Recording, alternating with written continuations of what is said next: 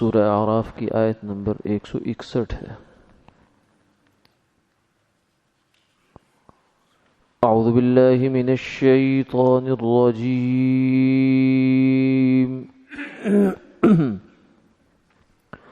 بسم اللہ الرحمن الرحیم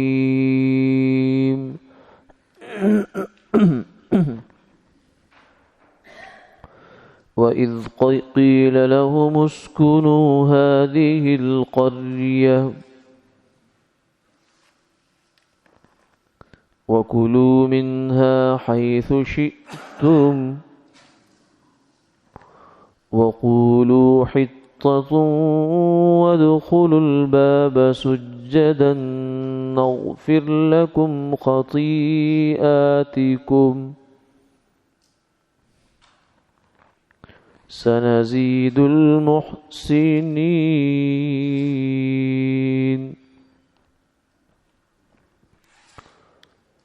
فبدل الذين ظلموا منهم قولا غير الذي قيل لهم فأرسلنا عليهم رجزا من السماء بما كانوا يظلمون صدق اللہ العظیم۔ اور جب حکم ہوا ان کو کہ آباد ہو جاؤ اس شہر میں اور کھاؤ اس میں سے جہاں سے چاہو، اور تم کہو کہ ہم کو بخش دے اور دروازہ میں سجدہ کرتے ہوئے داخل ہو تو ہم تمہاری خطائیں بخش دیں گے اور نیکی کرنے والوں کو ہم زیادہ دیں گے۔ لیکن ظالموں نے ان میں سے دوسرا لفظ بدل ڈالا اس کے سوا جو ان سے کہا گیا تھا، پھر ہم نے ان پر آسمان سے عذاب بھیجا ان کی شرارت کی وجہ سے۔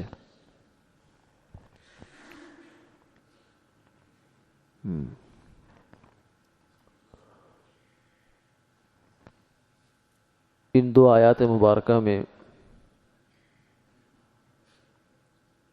اس بات کا تذکرہ ہے کہ بنی اسرائیل سے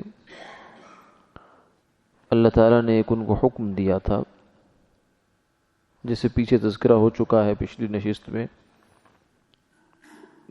کہ اس صحرائی میدان سے تنگ آ کر بنی اسرائیل نے من اور سلوہ اور اللہ کی نعمتیں یہ کہا کہ ہمیں اب دال سبزی چاہیے، ہم گوشت کھا کھا کے اور یہ آسمانی نعمت کھا کھا کے تنگ آ گئے، جی بھر گیا ہمارا۔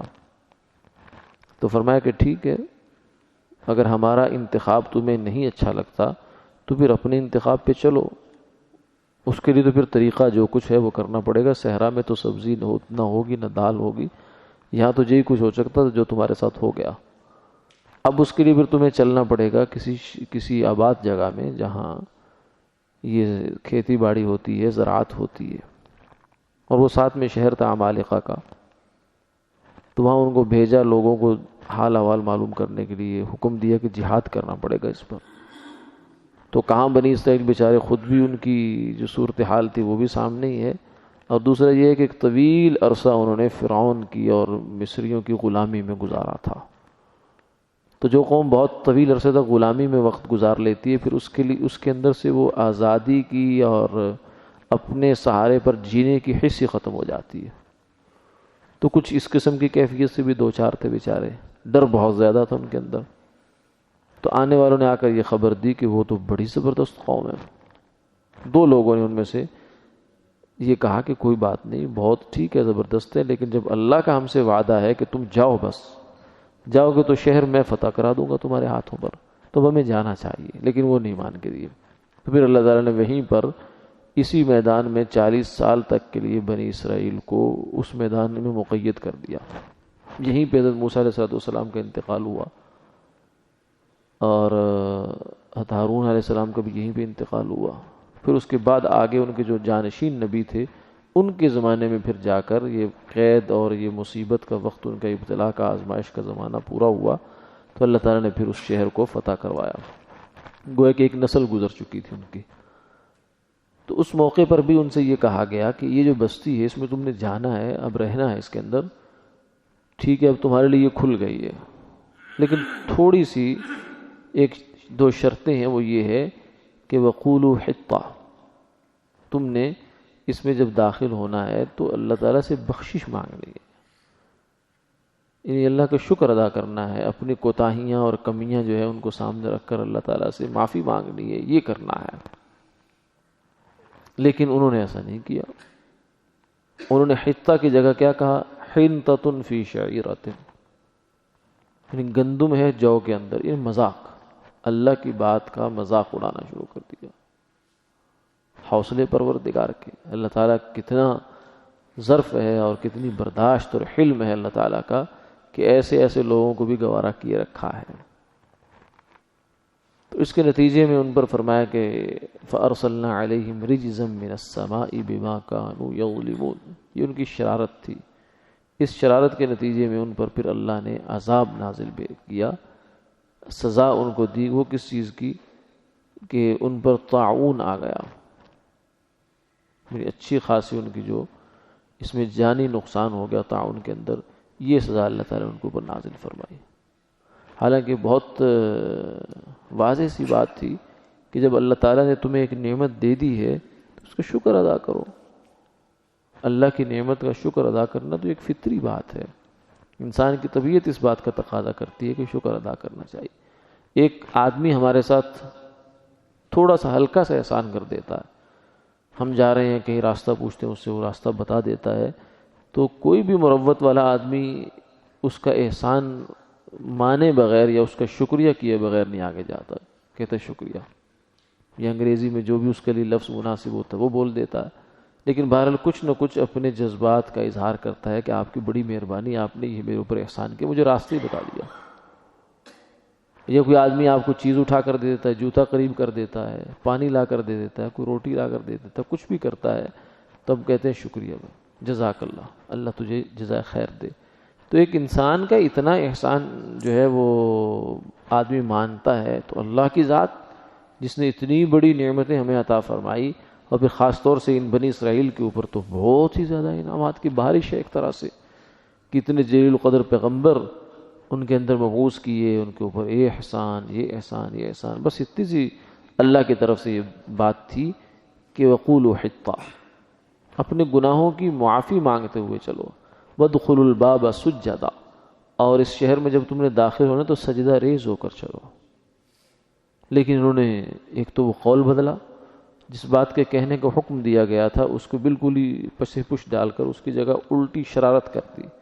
اور دوسرا یہ ہے کہ بجائے اس کے کہ سجدہ ریز ہو کر داخل ہوتے، انہوں نے سیدھے بھی چل کر داخل نہیں ہوئے بلکہ اپنے پاؤں آگے کر دیے اور سرین کے بل گھسٹتے ہوئے اندر داخل ہوئے. ایسی ڈھٹائی ہے انتہا درجے کی. حالانکہ آپ ادھر دیکھیں تو جب سرکار دو عالم صلی اللہ علیہ وسلم مکہ فتح ہوا ہے، بہت زمانہ تھا، 13 سال مکہ کے مکرمہ کی زندگی تھی. بہت تکلیفیں، بہت آزمائشیں، بڑی شدت، بڑے مصائب، اور پھر 8 سال مدینہ منورہ والے. اس میں بھی مشرکین کی طرف سے ظاہر ہے کہ تنگ کرنے کا رویہ ہی رہا. لیکن آپ صلی اللہ علیہ وسلم جب مکہ فتح ہوا ہے تو صحابہ فرماتے ہیں کہ ہم نے دیکھا کہ حضور اپنی اونٹنی پر سوار ہیں، تشریف فرما ہیں، تو آپ کی جو داڑھی مبارک ہے وہ ایسے جھکتے جھکتے جھکتے ایسے بالکل یوں لگ رہا ہے جیسے کوہان کے ساتھ آپ کا سر لگ رہا ہے. میری اتنی عاجزی ہے. اور فرما رہے ہیں الحمدللہ الذی نصر عبدہ، تمام تعریف اس اللہ کے لیے ہے جس نے اپنے بندے کی مدد کی. وہزم الاحزاب وحدہ، اور جتنے بھی لشکر جمع ہوئے تھے سب کو اکیلے ہی اس سے شکست دی ہے، ہمارا تو کوئی اس میں کمال نہیں ہے. وانجز وعدہ، اور اس نے اپنا وعدہ پورا کر دیا. لتدخلن المسجد الحرام، کہ تم جو ہے مسجد حرام میں دوبارہ انشاءاللہ داخل ہو جاؤ گے. یہ اللہ تعالیٰ کا وعدہ تھا، اور اللہ تعالیٰ نے اس وعدے کو پورا اس انداز میں کیا ہے کہ مکہ کو فتح کروا دیا.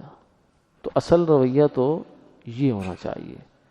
تو اس میں ہمارے لیے بھی بنی اسرائیل کے اس واقعے میں سبق یہ ہے کہ اللہ تعالیٰ اگر ہمیں بھی نعمت عطا فرمائے، کتنی نعمتیں عطا فرما رکھی اس نے، وجود سے لے کر اس کائنات کی ہر چیز تک، اور پھر ہماری ایمان، علم کی نعمت دی ہے، شریعت کی نعمت دی ہے، اس امت محمدیہ صلی اللہ علیہ وسلم میں ہمیں پیدا فرمایا، حضور صلی اللہ علیہ وسلم کی نسبتیں عطا فرمائی ہیں، قرآن پاک عطا فرمایا، ایسی ایسی نعمتیں کہ پچھلی امتیں جن بیچاروں کو سوچ سوچ کے جو ہے رشک کرتی رہتی تھی کہ کاش ہمیں یہ نعمتیں مل جاتی، اللہ نے ہمیں بن مانگے عطا فرمایا، لیکن ہمیں قدر ہی نہیں ہے کہ اللہ نے کتنی بڑی ہمیں نعمتیں دے دی ہیں۔ ہم کہتے ہیں ہمارے پاس تو کچھ ہے ہی نہیں، اگر ایک ٹائم کی خدا نخواستہ روٹی آگے پیچھے ہو جائے، کوئی کپڑا آگے پیچھے ہو جائے، تو ہم ساری نعمتوں کا تیا پانچا کر دیتے۔ حالانکہ یہ ایک رویہ بیان کیا گیا بعض ناشکری عورتوں کا،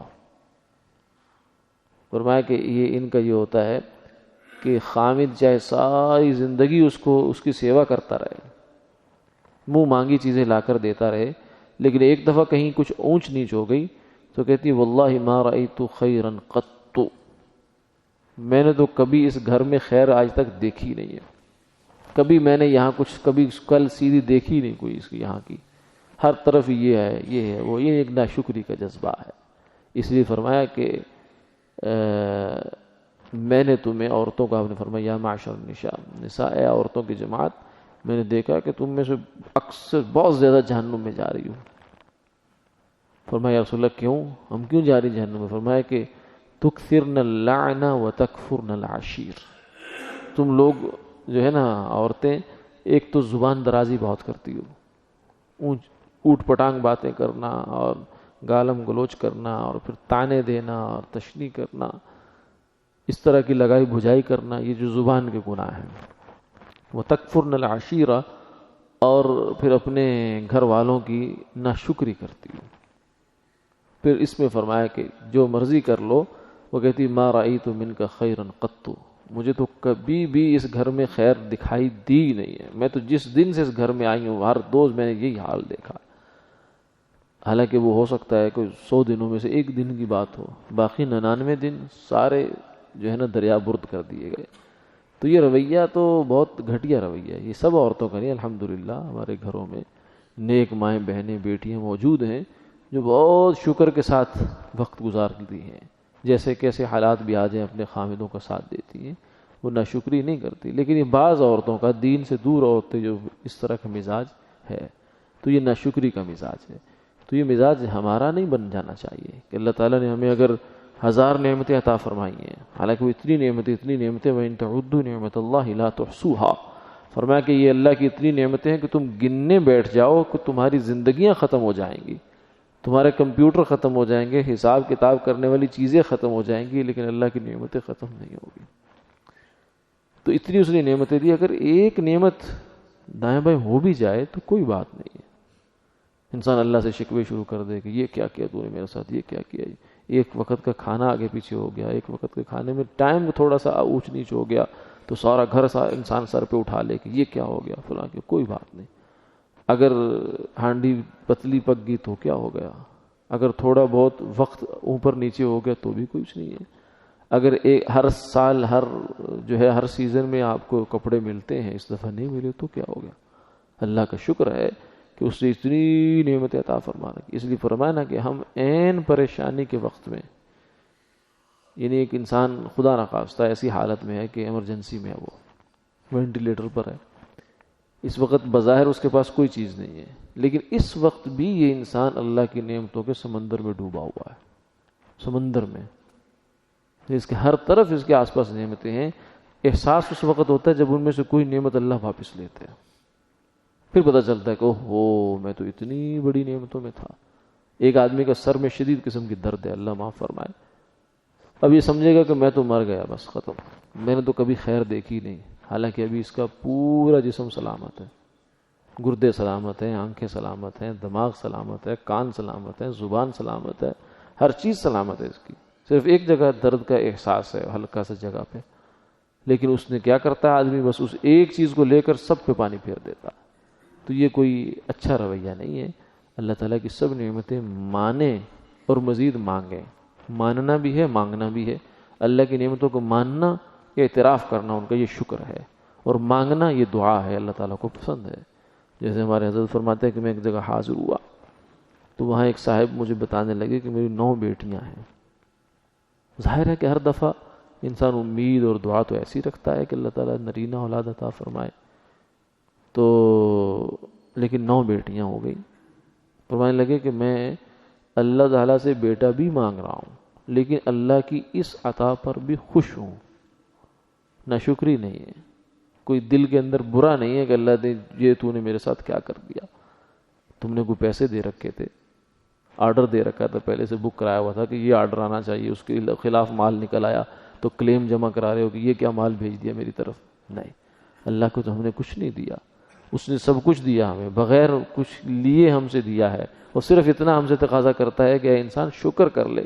اس شکر سے بھی اس کی خدائی میں کوئی اضافہ نہیں ہے، وہ بھی ہمارے لیے. لَإِن شَكَرْتُمْ لَأَزِيدَنَّكُمْ وَلَئِن كَفَرْتُمْ إِنَّ عَذَابِي لَشَدِيدٌ. اگر شکر کرو گے تو میں تمہاری نعمتوں میں اور اضافہ کر دوں گا، اور زیادہ کر دوں گا، لیکن ناشکری کرو گے تو پھر میری پکڑ آ جائے گی. یہ اللہ تعالیٰ کی طرف سے، یہ بھی ہمارے فائدے کی چیز ہے. لیکن پھر بھی انسان اِنَّ الْإِنسَانَ لِرَبِّهِ لَكَنُودٌ، یہ اپنے انسان اللہ تعالیٰ کا ناشکرا ہے، بہت قطورا فرمایا، کفور فرمایا اس کو. لیکن یہ کوئی اچھا رویہ نہیں ہے. یہ ہماری زندگیوں میں پیچیدگیاں اور خرابیاں پیدا ہونے کا ایک بڑا باعث یہ بھی ہوتا ہے کہ ہم ناشکری مزاج رکھتے ہیں. حضور صلی اللہ علیہ وسلم کے زمانے کا یہ مزاج نہیں ہے. بہترین زمانہ حضور کا زمانہ ہے، لیکن وہاں آپ کو یہ نہیں لگے کہ ہر 2 صحابی جب ملے ہیں تو بس یہی شکوے چھیڑ کے بیٹھ گئے کہ نہیں یار آج میرے گھر میں روٹی نہیں پکی، آج میرا یہ نہیں ہوا، وہ نہیں. کبھی یہ چیز انہوں نے سمجھا کہ ایک زندگی کا لازمہ ہے، ہوتا ہی ہے، یہ تو اونچ نیچ حالات میں چلتی رہتی ہے، تو اس کو صبر شکر کے ساتھ اپنی زندگی گزار گیا. اللہ تعالی ہمیں بھی توفیق عطا فرمائے. آمین آمین یا رب العالمین.